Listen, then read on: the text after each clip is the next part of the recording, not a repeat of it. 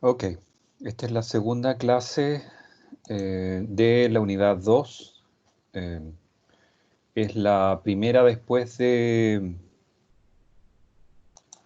las clases opcionales relacionadas con los casos eh, grabados sobre Estonia, Irán y Ucrania.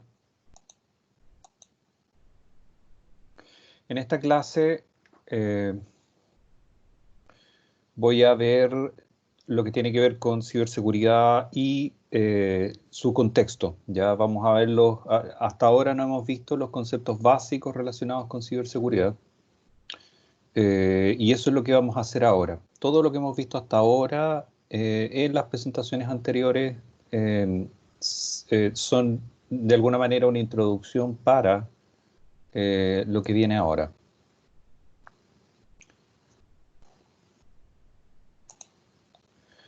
Entonces, lo que vimos en la presentación anterior son casos paradigmáticos. Ya en Estonia hablamos de Estonia, Irán y Ucrania. Estonia fue un caso que ocurrió en el año 2007, en el cual, eh, por todo lo que sabemos, Rusia atacó con un servicio de negación distribuido a Estonia en una situación política complicada que duró alrededor de 22 días y en la cual Estonia tuvo que reaccionar frente a un enemigo que en ese minuto no sabía quién era, un enemigo con muchos recursos eh, y que botó la infraestructura de Internet de Estonia durante más de 20 días. Estamos hablando de la estructura bancaria, de comunicación de medios masivos y también de comercio. El año 2010, en Irán, ocurrió un segundo caso que también describimos que tiene que ver con el disminuir la velocidad de avance de Irán en su progreso para generar lo que muy probablemente iban a ser armas nucleares. Y esto fue a través de un gusano informático que fue desarrollado, de nuevo, no tenemos evidencia completa, pero a todas luces fue desarrollado por una potencia, probablemente Estados Unidos. Y finalmente, el año 2016 existe un tercer caso que tiene que ver con eh, también un virus informático desarrollado por algún grupo de hackers en el cual se botaron se echaron a perder las infraestructuras de distribución eléctrica de la capital de Ucrania, de Kiev, y se cortó el suministro de energía eléctrica eh, por alrededor de 2 horas. Ya ahora todo lo que sabemos indica que en realidad el caso de Ucrania fue una prueba de concepto. Una prueba de concepto es cuando un hacker o un grupo de hackers eh, quiere probar si algo funciona, lo que hace es hace una prueba. ¿Ya? Y esta prueba puede ser una prueba menor, puede no tener mucha importancia. De hecho, ese es el caso de Ucrania. Lo que se hizo fue cortar la luz la energía eléctrica durante 1 hora antes de Navidad del año 2016. Y esto puede no tener mucha importancia, de hecho no la tuvo, pero potencialmente podría llegar a producir mucho daño. Entonces, la clase de hoy tiene que ver con definición y contexto de ciberseguridad. Y luego de esto vamos a hablar de algunos tópicos importantes, 4 de ellos que ya hemos mencionado, pero repetimos brevemente aquí. Los 4 tópicos importantes de los que necesito hablar tienen que ver con, primero, delitos y cifras. ¿Ya? Es necesario que hagamos un recorrido por cuáles son los delitos principales que se cometen hoy en día en Internet, de qué cosas deberíamos estar preocupados, por lo tanto. Segundo, un poco darle racionalidad económica a lo que hemos estado hablando hasta ahora. No siempre vale la pena, desde el punto de vista de un hacker, el intervenir recursos, forzar acceso a instituciones o a activos. Muchas veces ocurre que simplemente hay cuestiones que no valen la pena en términos de tiempo y esfuerzo. También de lo que vamos a hablar en el tema de racionalidad económica tiene que ver con por qué la mayor parte de las cifras hoy en día relacionadas con ciberseguridad están equivocadas. En tercer lugar, vamos a hablar un poco acerca de la ciberseguridad en nuestro país en particular. Ahí vamos a hablar de la política nacional de ciberseguridad y de la política de ciberdefensa. Y finalmente, vamos a hablar un poco acerca de lo que se llama ciberdefensa y de un tema importante que tiene que ver con disuasión. La disuasión tiene que ver con cómo convencer, y es un término que se utiliza en defensa, y tiene que ver con cómo convencer a posibles eh, oponentes de que no vale la pena atacarte, tanto porque no va a ganar lo que cree que va a ganar, porque las penas van a ser severas, porque no le conviene, tanto desde un punto de vista político, económico, diplomático, etcétera. Y hay mucha investigación hoy en día respecto a si la disuasión efectivamente funciona de la misma manera en el mundo digital como lo hace en el mundo físico, y todo indica que en realidad no. Y vamos a ver los argumentos principales por los cuales no funciona la disuasión en el mundo digital.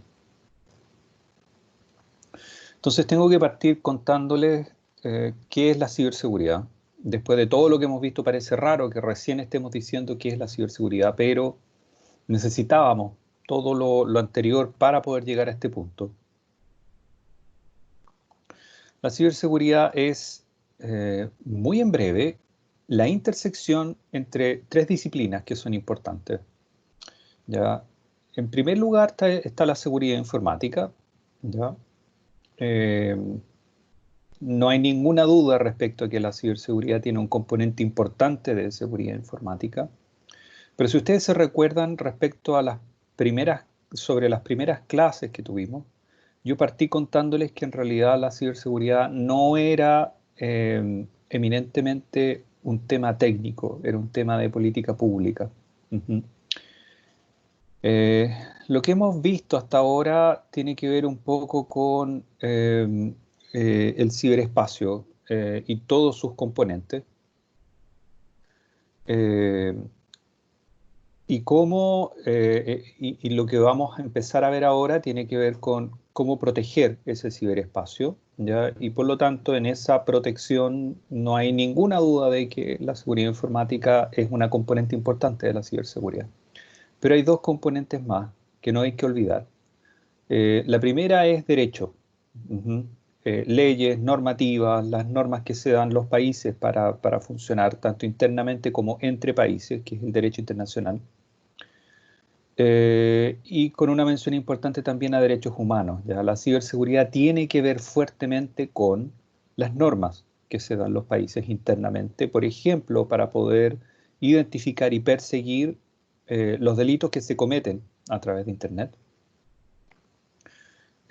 Tiene que ver también con cómo nos colocamos de acuerdo a los países para perseguir ciertos delitos entre distintos países, ¿ya? Y eso es por el hecho obvio y evidente de que en Internet uno puede estar en un país determinado y atacar a otro país determinado, y eso representa un desafío desde el punto de vista de la normativa. Por varios motivos. Primero, porque un delito determinado podría no estar tipificado en un país y sí en un segundo país. Segundo, porque a menos que existan tratados de extradición entre ambos países, no es fácil perseguir a alguien que está en otro país. Eh, y tercero, porque a pesar de que tenemos una base común respecto a cómo entendemos qué son los derechos humanos, ¿ya? De hecho está la Carta de Derechos Humanos de las Naciones Unidas, que la mayor parte de los países del mundo han reconocido. De todas maneras, cada país tiene sus propias peculiaridades respecto a cómo interpretar ciertas cosas, cómo perseguir ciertas cosas. Y eso depende, por supuesto, de las normativas internas. Entonces, la ciberseguridad tiene mucho que ver con derecho en tecnologías de información, con particular mención de derecho internacional y de derechos humanos también. Bueno, y finalmente, la ciberseguridad tiene que ver con política pública. Ujú. Y es un problema eminentemente de política pública, con especial mención de dos temas en particular, de economía, porque la ciberseguridad, tal cual como cualquier otro problema de política pública que tengamos, tiene sus bases en la economía y obedece una lógica de racionalidad económica que no es posible evitar. Y en segundo lugar, defensa.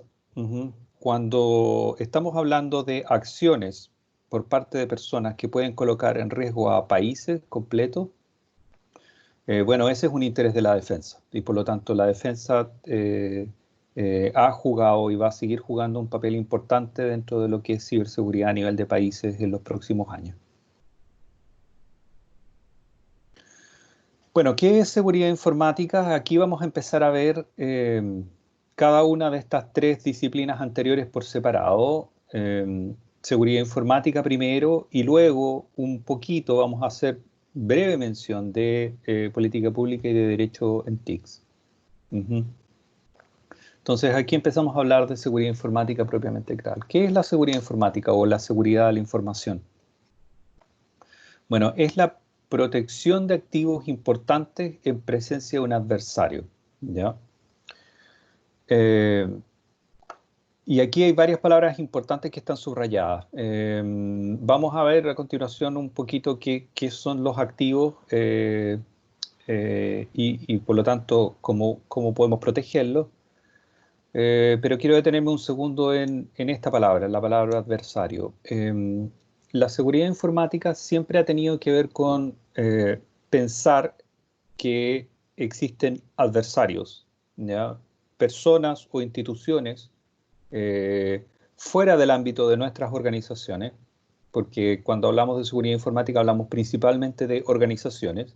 También podemos hablar de personas y de países, pero lo principal aquí es hablar de instituciones. Hay personas allá afuera que por algún motivo, por motivos varios, diversos, eh, pueden y quieren tener acceso a nuestros activos, ¿ya? Eh, por lo tanto, la seguridad informática es los medios, las técnicas, los procesos que nos permiten razonar sistemáticamente respecto a estos adversarios, cómo estos adversarios podrían hacer daño a la organización y finalmente cómo podemos protegernos de este daño que podrían llegar a hacer estos adversarios. Una definición un poco más técnica es la que aparece ahora en la pantalla, comillas, es la construcción de sistemas que permanecen confiables frente a tres cosas importantes: malicia, error o accidente, ¿ya?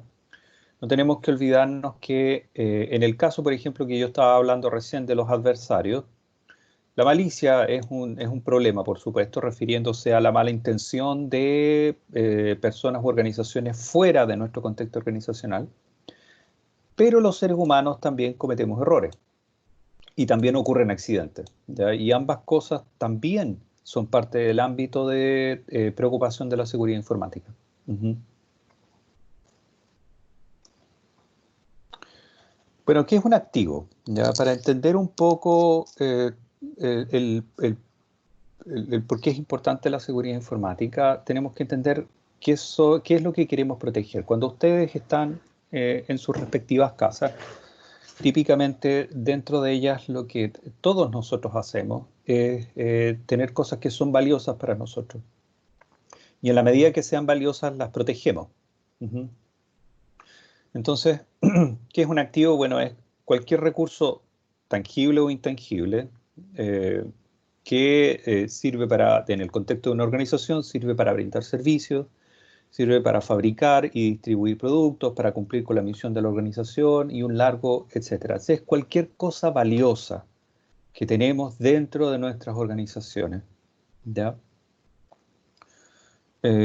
Si ustedes son un organismo público, por ejemplo, hay una ficha, la ficha A1, que menciona los productos esenciales, las funciones esenciales del servicio público.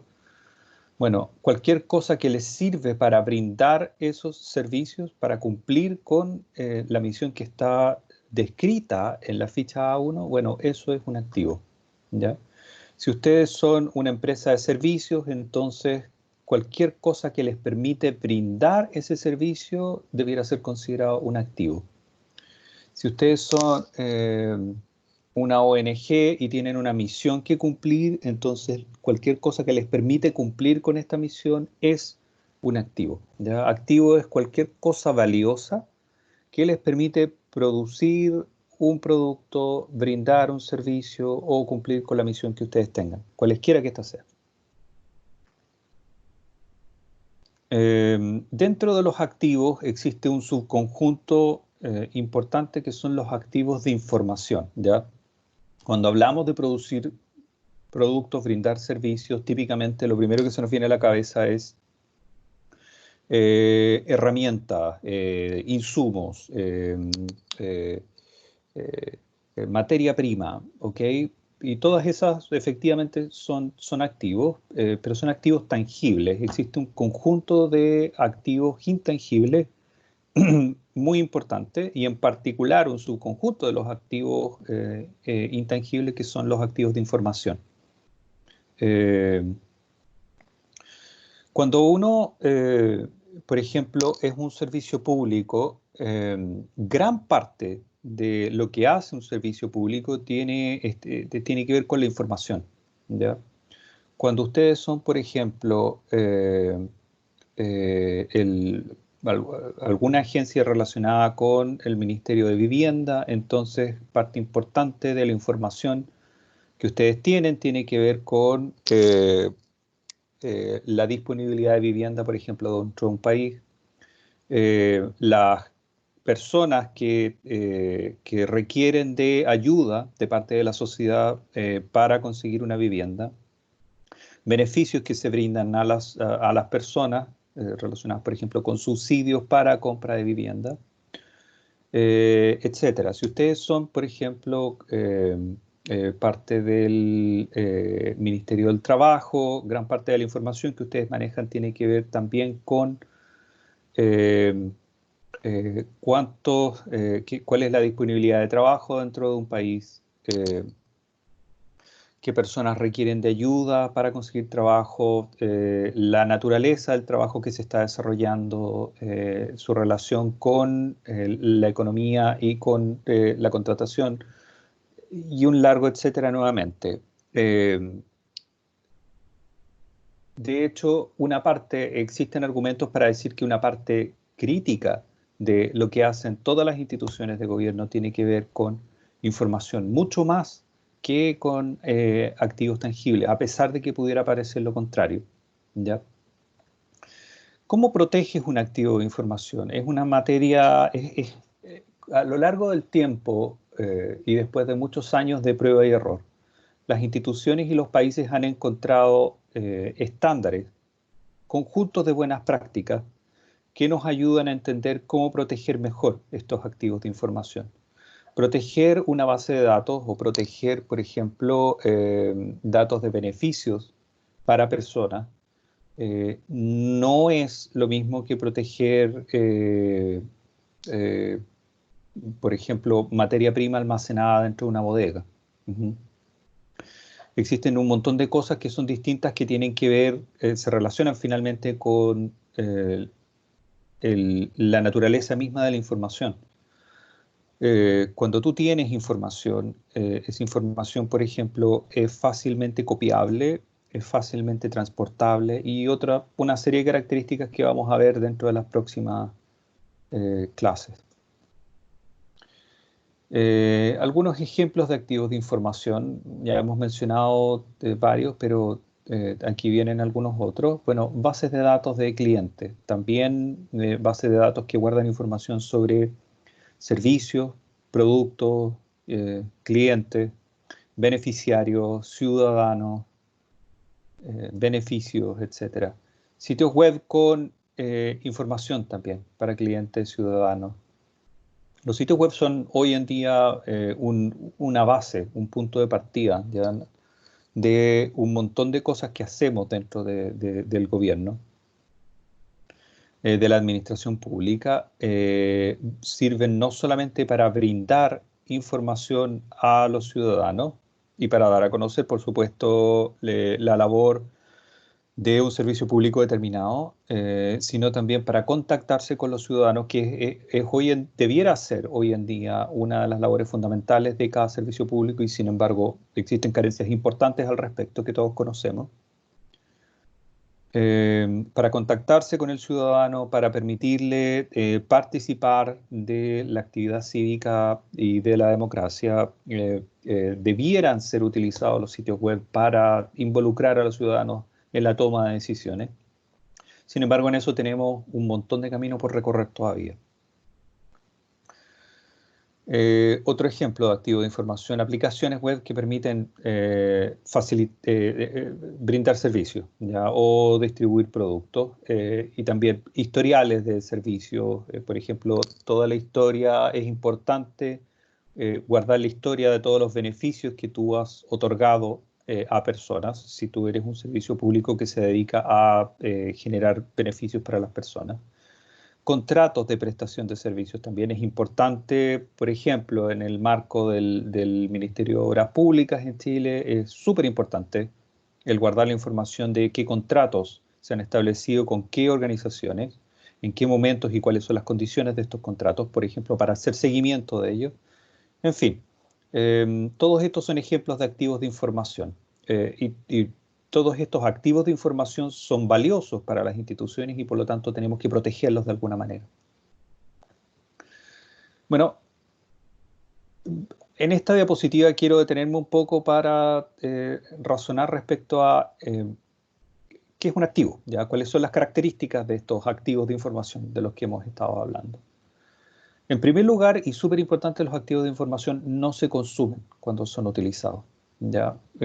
A diferencia de lo que es la materia prima o los activos que son tangibles, un activo de información lo puedes utilizar una y otra vez sin consumirlo, sin que se vaya, sin que desaparezca. Y esta es una de las razones por las cuales acumulamos una enorme cantidad de información, muchas veces inútil, dentro de las instituciones. La información es algo que, tal cual como cualquier otro activo, hay que cuidar, hay que proteger y mantener en buen estado. Si no, simplemente rápidamente se acumula información inservible y nos dificulta la tarea que debiéramos estar realizando. Y para eso, una de las cosas que tenemos que hacer es fijarnos en la información sobre la información, que se conoce técnicamente como metadatos, ¿ya?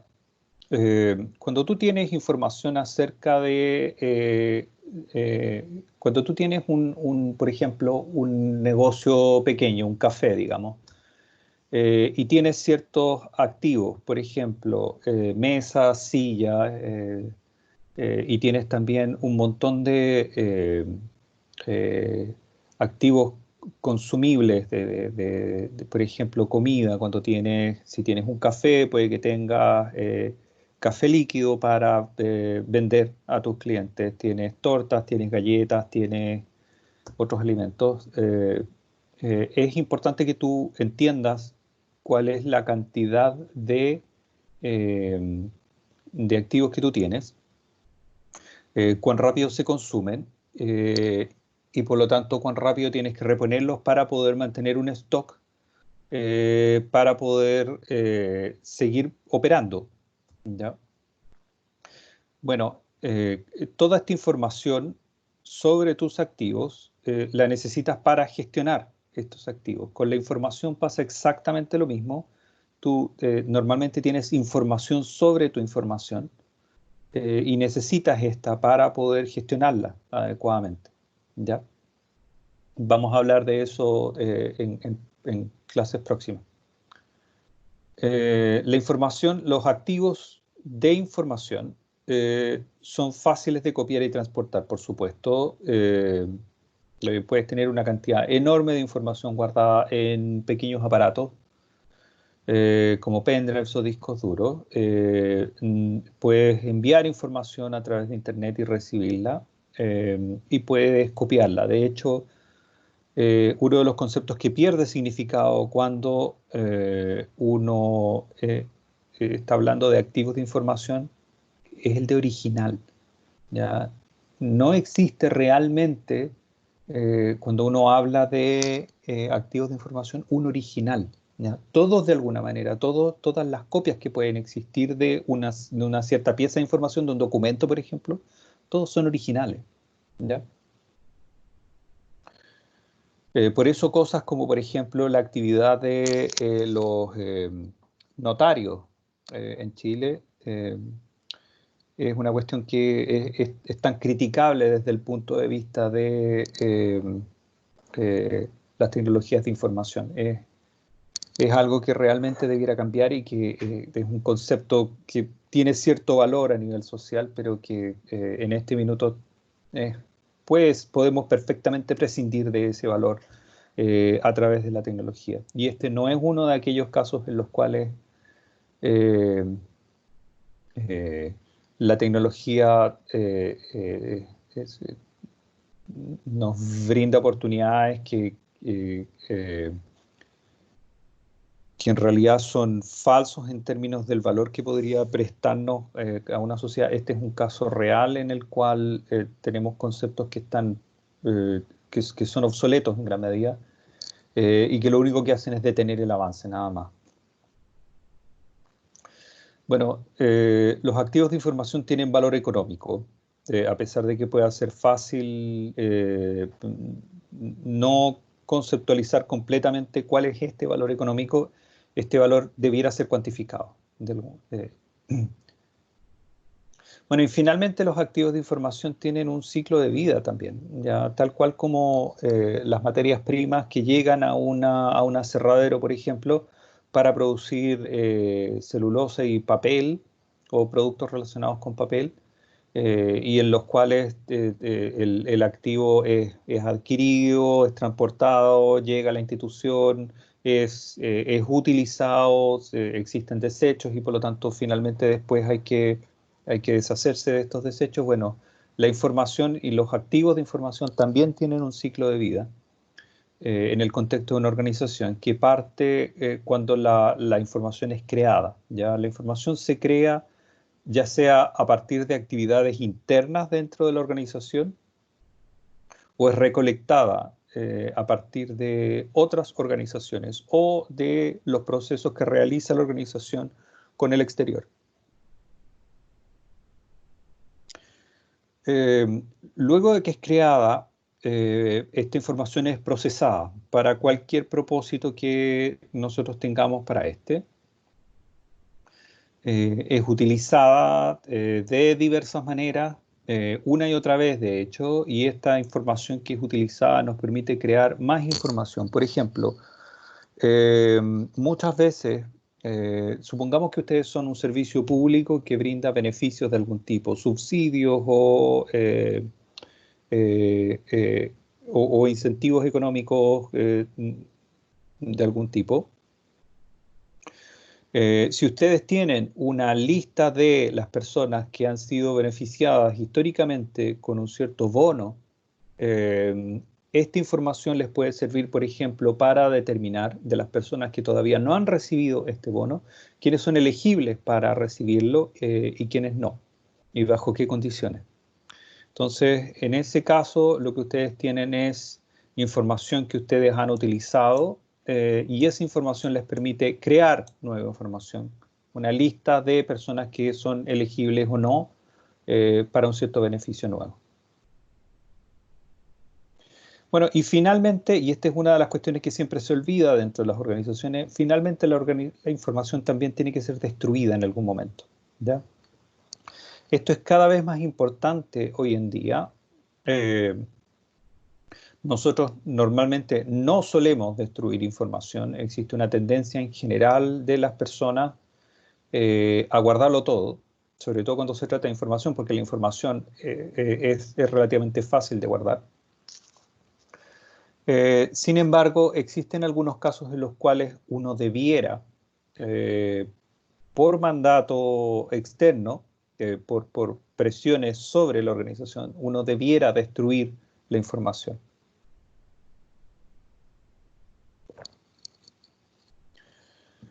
Por ejemplo, existe hoy en día en Europa lo que se llama el Marco General de Protección de Datos, o GDPR.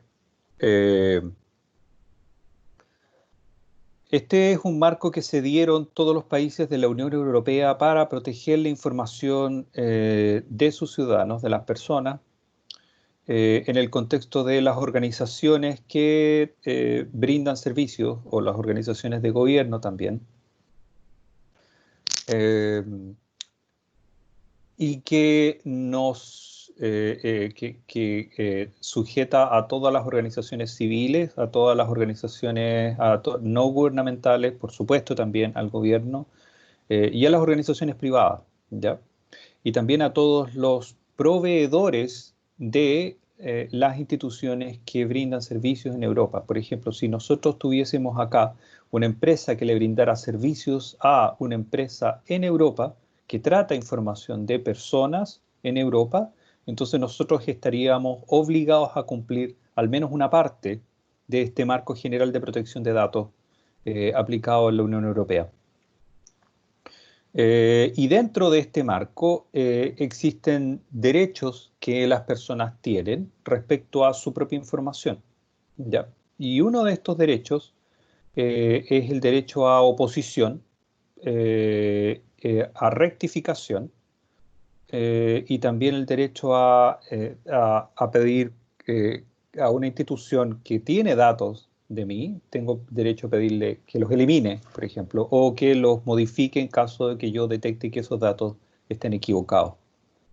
Entonces, si tú eres un servicio público, cada persona en principio tiene también derecho a saber aquí en Chile qué información tiene ese servicio público de uno y tiene derecho a pedir bajo ciertas condiciones y siempre y cuando esa información no sirva para brindar beneficios de parte del Estado, uno tiene derecho también en algunos casos, a pedir que esta información sea destruida. Y ahí hay varios marcos legales aquí en Chile en particular que tenemos que estudiar. Vamos a verlos brevemente en algún momento dentro de las próximas clases. Está, por ejemplo, la ley de transparencia y de acceso a la información pública. Está también la ley 19.880, que es la ley de procedimiento administrativo. Y existen algunas otras leyes que tienen relación con el tema. Este ciclo de información que estamos describiendo acá se da una y otra vez. La información es creada, procesada y utilizada muchas veces. Y eventualmente también puede ser destruida. Y existe una cosa más que podemos hacer con la información. Podemos compartirla con otras organizaciones eh, eh, para distintos fines, dependiendo obviamente de qué es lo que la organización persiga. De lo que quiero hablar acá a continuación es de qué son los atributos de seguridad. ¿Ya? La seguridad en general es una palabra que es recargada de significado. Tiene un montón de significados distintos y puede significar distintas cosas para distintas personas en distintos momentos. ¿Ya? Por eso en general cuando uno habla de seguridad trata de no hablar de seguridad seca. Siempre uno de los esfuerzos que hacen los profesionales del tema es tratar de calificar el término. Y por ese motivo lo que normalmente hacemos no es no hablar de seguridad propiamente tal, sino de hablar de atributos de seguridad. Que nos permiten describir los distintos intereses que tienen las distintas personas sobre el tema, ¿ya? Entonces, a continuación vamos a ver 6 atributos de confidencialidad. Perdón, 6 atributos de seguridad. El primero de ellos es la confidencialidad, que consiste en proteger la información de divulgación involuntaria, ¿ya? Cuando ustedes, por ejemplo,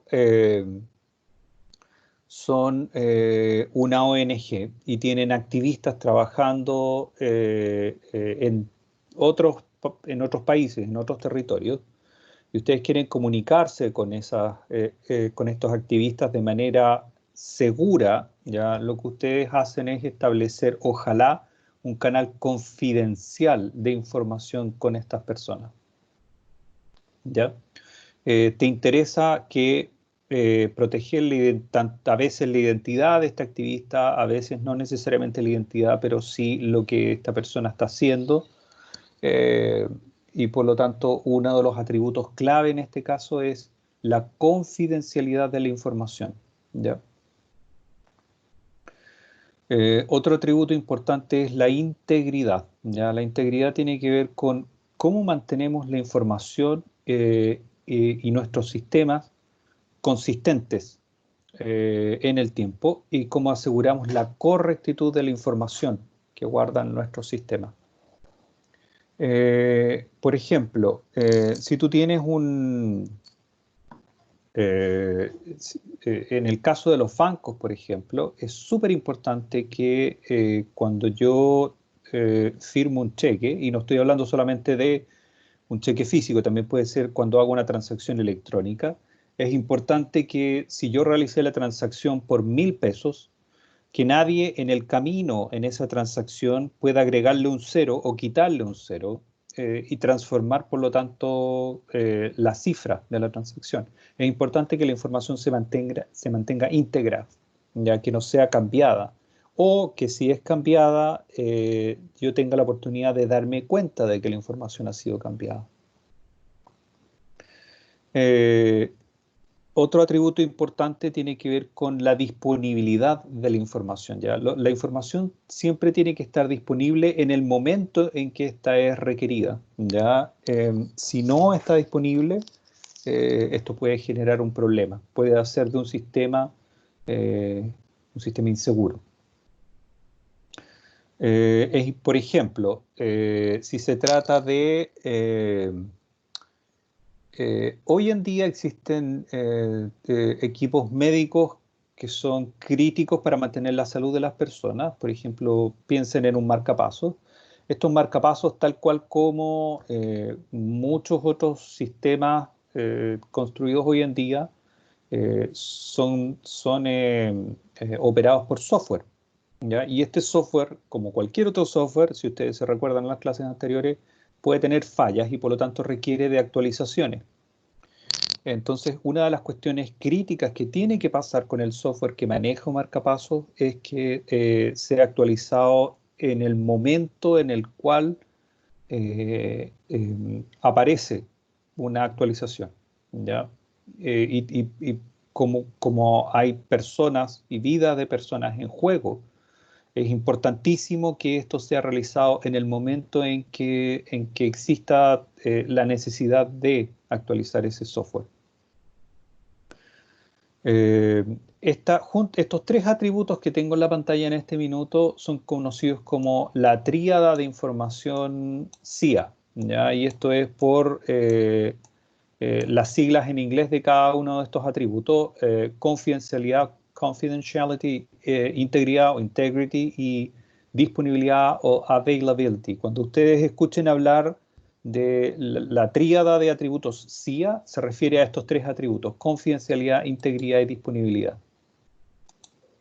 Existen, sin embargo, otros atributos. Estos no son los únicos, y de hecho hay argumentos para decir que estos atributos no son necesariamente los más importantes, no son tampoco mutuamente excluyentes, que es una característica que uno desearía que todo atributo tuviera. Hay casos en los cuales uno puede hablar de algo como compartiendo características de confidencialidad, integridad y disponibilidad.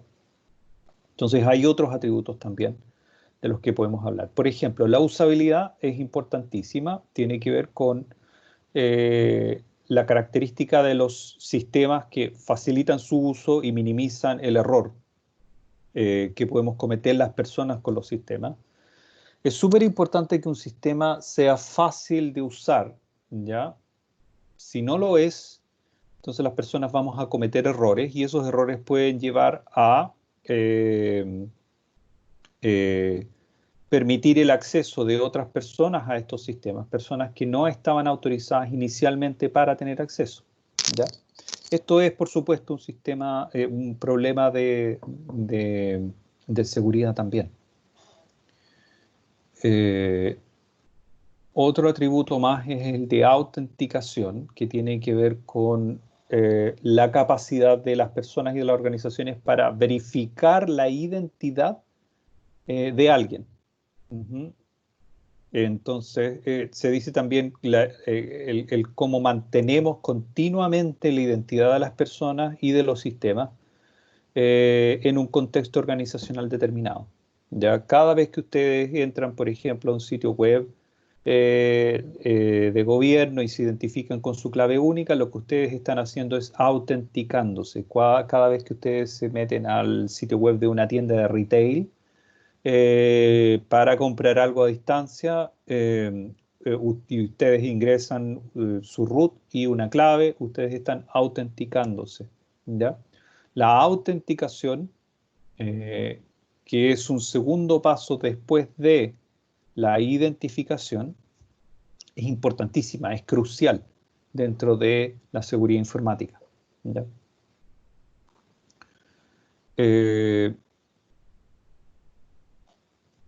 Y finalmente está el atributo de la resiliencia, que tiene que ver con cuando hay errores, y siempre hay errores dentro de un sistema, eh, tiene que ver con la capacidad del sistema para recuperarse frente a estos errores o a estos problemas, normalmente hablamos de destrucción parcial o de corte de servicio parcial.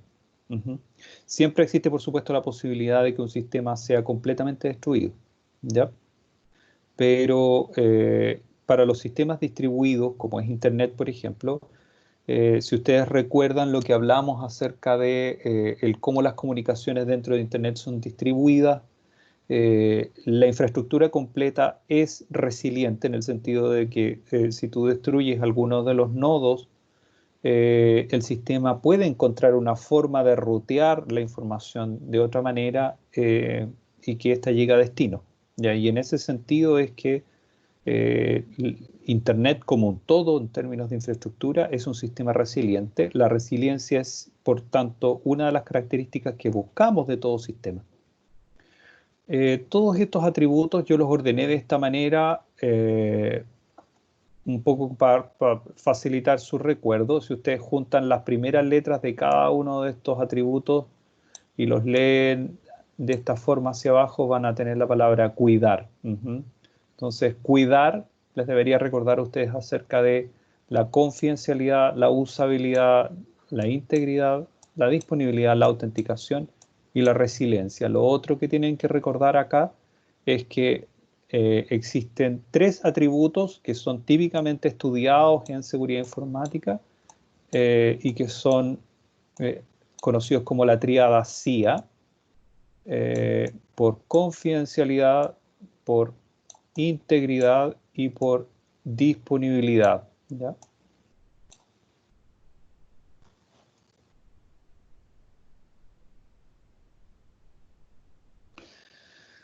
Veamos algunos ejemplos, a pesar de que hemos visto varios. Eh, Veamos algunos ejemplos en esta diapositiva.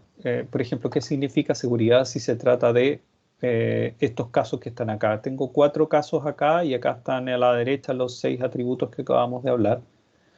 Eh, Si tuviésemos que hacer, y por supuesto todo esto es conversable y a falta de más datos podemos hacer un juicio rápido respecto a cada una de estas cosas.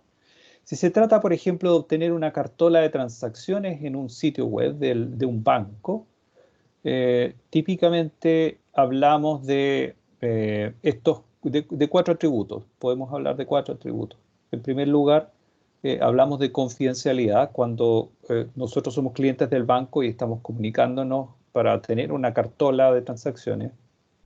Es importante mantener la confidencialidad de la información. También es importante la usabilidad en el sentido de no cometer errores en la operación del sitio. Si el sitio web por algún motivo no es fácil de usar y yo olvido, por ejemplo, si existe la posibilidad de que yo me pueda comunicar, por ejemplo, con el banco de manera no segura y eso depende de mí, entonces es importante que el sitio entregue las herramientas para que yo pueda anotar esto, para que, en último término, para que yo pueda utilizar de manera segura el sitio, ¿ya? Hablamos también de integridad por la razón que vimos antes. Es importante que la información que viaja hasta mí no sea modificada en el camino. Y es importante también que en primer lugar, antes de tener acceso a una posible cartola de transacciones, que yo me pueda autenticar.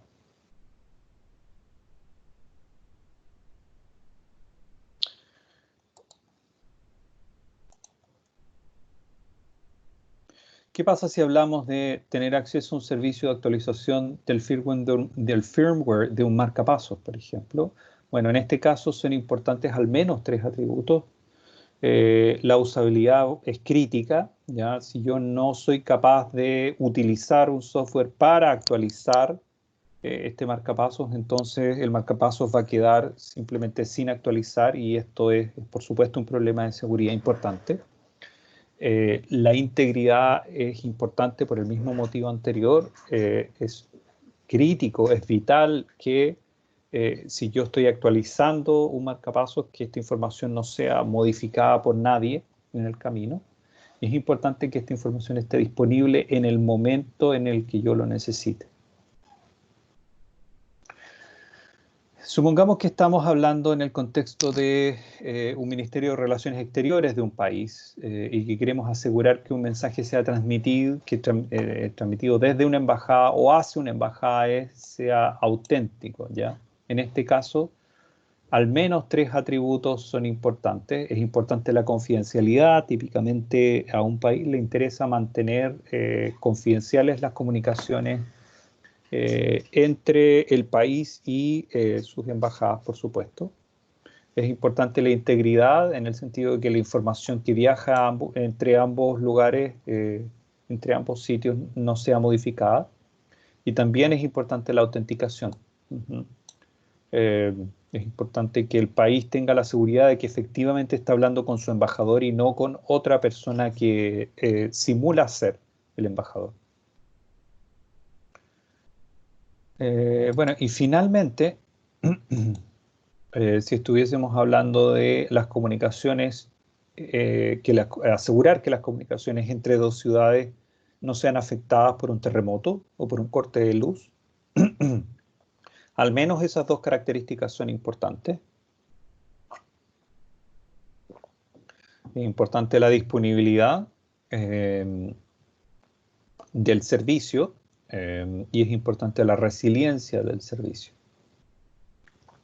Si ustedes vieron la clase que hablaba acerca de Ucrania en el año 2016, es sumamente importante que el servicio eléctrico y por lo tanto todo lo que permite a un país, a una organización eléctrica, el brindar el servicio de distribución de energía eléctrica, es importante que esté disponible siempre, en el momento en que sea necesario. Y es importante que ante cortes parciales se pueda recuperar gran parte del servicio. La mayor parte de las organizaciones, una vez que se dan a la tarea de preocuparse de su seguridad requieren de un compromiso, ¿ya? A nivel organizacional permanente, escrito, formal, respecto a cómo van a preocuparse de la seguridad. Y esto es exactamente lo mismo para, no solamente para temas de seguridad, sino también para otros temas como el aseguramiento de calidad, ¿ya? Este compromiso formal, escrito, continuo, permanente de las organizaciones con un cierto tema, se llama una política, ¿ya? Eh, la idea de las políticas no solamente es el generar, el poner por escrito un compromiso de la organización con un cierto tema, sino también el comunicarlo de manera estándar a todas las personas que tienen que ver con la organización. Veamos un ejemplo. La siguiente es la política de calidad de la empresa Nestlé. Uno podría creer que una empresa enorme como Nestlé, que tiene un montón de productos distintos, tiene una política complicada, pero la verdad es que no es complicada. El texto de la política es el siguiente. Para mejorar la calidad de vida de nuestros consumidores y contribuir a un futuro saludable, la política de calidad Nestlé focaliza su accionar en 4 pilares fundamentales. Primero, garantizar la seguridad alimentaria y el cumplimiento normativo mediante el respeto de políticas, normas y estándares con total transparencia. Segundo, asegurar la preferencia y consistencia de nuestros productos. Tercero, poner foco en la obtención de 0 defectos y 0 desperdicios. Y cuarto, promover el compromiso de todos a lo largo de la cadena de valor y en todos los niveles para cumplir con el compromiso de nuestros consumidores, clientes y demás partes interesadas. Si ustedes se fijan, en realidad no hay nada muy elaborado en esto. Sin embargo, es súper importante para una organización que que quiere fijar un compromiso con un tema determinado, el poner por escrito compromisos como estos que están acá, que son simples, pero que entregan el porqué, la justificación del por qué vamos a hacer lo que vamos a hacer dentro de los próximos años. Eh, Todas las políticas tienen también el objetivo de ser comunicadas no solamente al interior de la organización, sino al exterior. En el caso de una empresa como Nestlé, es importante para ellos el comunicarle también al público, el que ellos se preocupan, por ejemplo, de no tener defectos, de no producir desperdicios y de que son seguros en términos alimentarios, de que cumplen con la normativa y que toman en cuenta eh, la preferencia de los consumidores. Ujú. Sin los consumidores, por supuesto, una empresa como Nestlé no existiría. Ahora, las políticas de seguridad de la información tienen características bien particulares. Lo que vimos en el caso anterior es una política de calidad para una empresa alimentaria. Una política de seguridad de la información es distinta en el sentido de que todas las cosas de las que hablamos dentro de una política de seguridad de la información son más abstractas y por lo tanto son más difíciles de describir. Es crítico, por tanto, el ser claro, el ser corto y el entender que el destinatario principal de una política de seguridad de la información son siempre personas que no tienen necesariamente conocimiento ni de tecnología, ni de seguridad informática. Eh, por lo tanto, es crítico la claridad, la brevedad y la comprensibilidad de nuestras políticas. Cuando ustedes trabajen en servicios públicos o en cualquier otra clase de organización, van a tener que interactuar en algún momento con las políticas de seguridad de la información. Las políticas de seguridad de la información van a restringir parte de las cosas que ustedes pueden hacer y es importante, por tanto, que ustedes las entiendan y ayuden a difundirlas. Ahora, habiendo dicho eso, existe una plétora de instituciones allá afuera que no tienen políticas de seguridad de la información o que las tienen y son larguísimas, son incomprensibles. En ese caso, el aporte que ustedes pueden hacer es ayudar a simplificarlas o a reescribirlas en su momento, para hacerlas cortas, claras y comprensibles. Normalmente lo que pasa con las políticas de seguridad de la información es que no solamente son cortas, como acabo de decir, sino que contienen referencias a muchos otros documentos, ¿ya? Típicamente lo que tienen las instituciones o deberían tener es una política muy corta que dice: nuestra política de seguridad de la información contiene los siguientes secciones o los siguientes capítulos, dependiendo, por supuesto, de qué es lo que le interesa a la organización. Y lo que típicamente uno referencia ahí son políticas de control de acceso físico, es decir, quiénes están autorizados y bajo qué condiciones a ingresar a ciertos lugares físicos dentro de la organización, quienes tienen derecho, por ejemplo, a acceder a las oficinas, quienes tienen derecho a acceder a los data centers o a la sala de servidores, bajo qué condiciones alguien externo puede ingresar. Por ejemplo, si ustedes tienen proveedores y esos proveedores tienen que darle mantención una vez al mes a un servidor que está dentro de una sala de servidores, es necesario fijar las reglas para cómo se autorizan esos ingresos. Políticas sobre uso de servicios de red. Típicamente estos son cosas como, por ejemplo, qué se puede hacer en la red de la institución. Se pueden, por ejemplo, ver redes sociales, Facebook, Instagram, Pinterest, Twitter, a través de las redes de una institución. Si se pueden o no bajar cierta clase de archivos, si se puede o no utilizar las redes institucionales para servicios que son intensivos en información, como por ejemplo podría ser Netflix o Spotify. En fin, todo ese tipo de cosas podrían estar contenidos en una política sobre el uso de servicios de red. Política sobre el uso de correo electrónico y mensajería. Si yo estoy dentro de la institución y usando los recursos de la institución, ¿puedo utilizar mi email personal? ¿Puedo mandar mensajes a través de Facebook?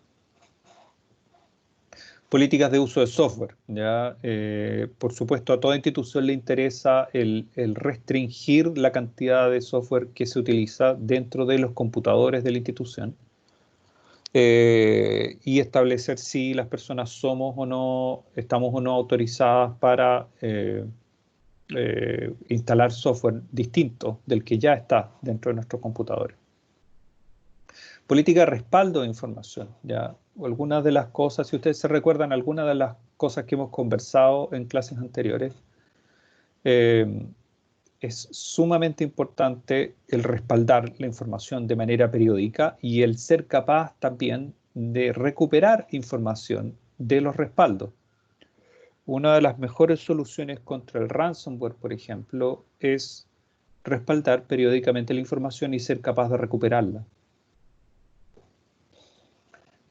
Políticas de protección de datos y de privacidad.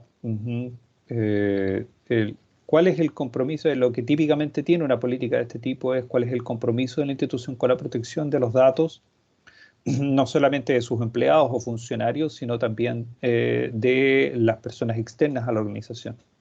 En fin, estos son solamente algunos ejemplos de subpolíticas contenidas dentro de la política de seguridad de la información. El qué cosa debiera contener la política de seguridad de la información de una organización en particular depende de los objetivos de la organización y de qué es lo que la organización quiera lograr.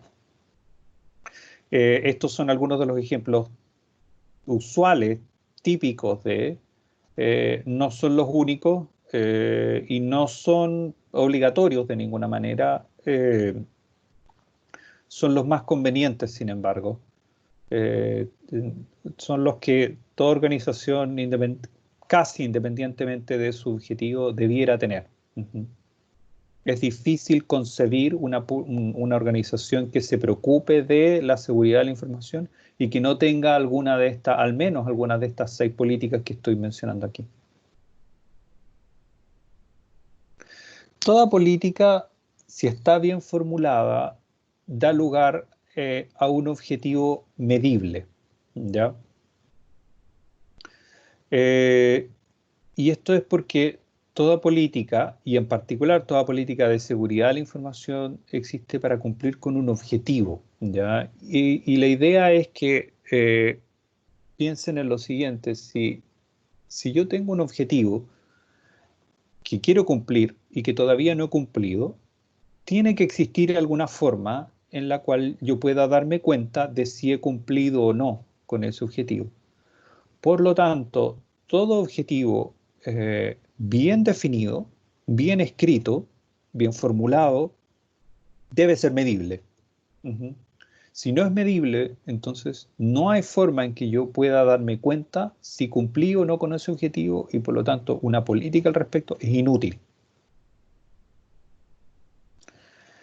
Veamos algunos ejemplos. Supongamos que estamos hablando de una institución, de un colegio, ya en el contexto de las normas que podría estar colocando el Ministerio de Salud. Una de las cosas que a un Ministerio de Salud, de Educación, perdón, le debiera interesar respecto a las salas de clases es que éstas no estén nunca ni muy frías ni muy cálidas, y por lo tanto una eh, de los objetivos hipotéticos que podría tener una política de calidad de la educación es: queremos asegurarnos de que las salas nunca estén muy frías ni muy cálidas.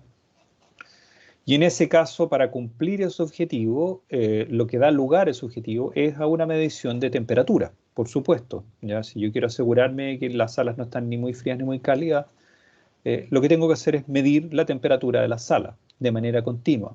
Y una vez que logro resolver ese problema, es decir, medir la temperatura continuamente en salas de clase, entonces puedo fijar un rango que me permita objetivizar el objetivo anterior. Ujú. Por ejemplo, y esto no es la única, esto depende por supuesto de un montón de factores que son humanos.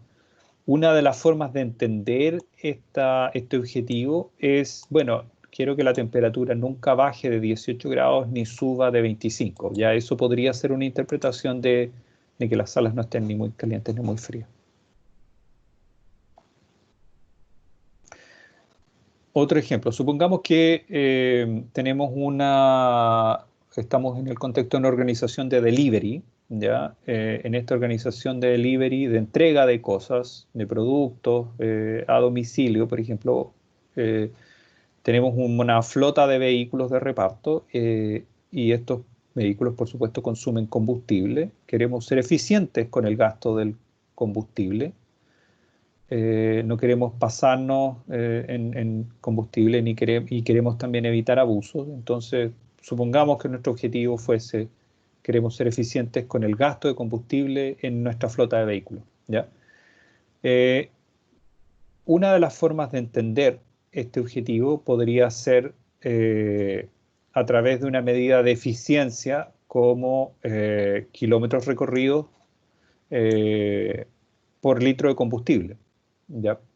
Y de hecho los autos, la mayor parte de los vehículos tienen hoy en día indicadores de eficiencia de este tipo. Entonces, para cumplir con este objetivo, lo que podríamos hacer es medir la eficiencia a través de medir los kilómetros recorridos por cada vehículo, medir los litros de combustible gastados y por lo tanto la cantidad de dinero gastado en combustible, y fijar una norma, un objetivo, como por ejemplo: mira, la eficiencia debiera ser siempre mayor a 15, significa 15 kilómetros recorridos por litro de combustible. Estos son ejemplos de cómo podemos, una vez que tenemos un objetivo dentro de una política, cómo podemos objetivar el cumplimiento de este objetivo a través de métricas. ¿Ya? Las métricas son sumamente importantes para darnos cuenta, para poder determinar si cumplimos con nuestro objetivo o no.